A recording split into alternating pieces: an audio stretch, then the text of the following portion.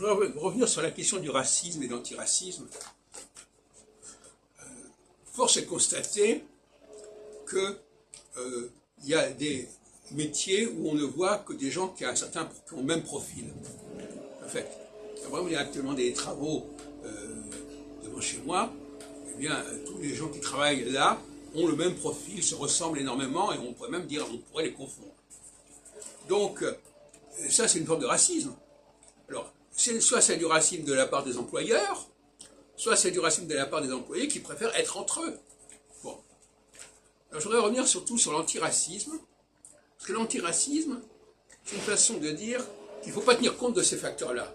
Il ne faut pas prendre en compte cette question des ressemblances, des affinités entre tel et tel groupe, aussi bien au niveau de la langue, que de la mentalité, qu'au niveau du facial, etc. Tout ça est très important. Les gens, pour communiquer, ils ont besoin d'être avec des gens qui leur ressemblent. L'autre jour, il y avait un exposé sur l'homme de Néandertal par opposition à l'homme de Cro-Magnon. Il y a effectivement des populations qui communiquent différemment. Et en français, on est dans une situation très subtile, où la communication est très rapide, et il faut faire très attention à n'importe quel instant à la façon dont les gens parlent, l'intonation, la formulation, l'expression du visage, etc. Et si on ne tient pas compte de tous ces facteurs-là, on est perdu. D'autant plus que le français, en plus, est une langue où on prend une certaine liberté dans la prononciation des mots, et là aussi, il faut en tenir compte, et par conséquent, le français n'est pas une bonne langue pour l'immigration.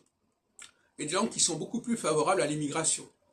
Parce que les gens ont une façon beaucoup plus grossière de communiquer, beaucoup plus rudimentaire de communiquer, qui est beaucoup plus facile à assimiler, alors qu'en français, on a des communications beaucoup plus subtiles, beaucoup plus fugaces, et il faut développer une attention particulière à la fois pour capter les signaux de l'autre, mais aussi pour maîtriser ses propres signaux, ce qui n'est pas évident.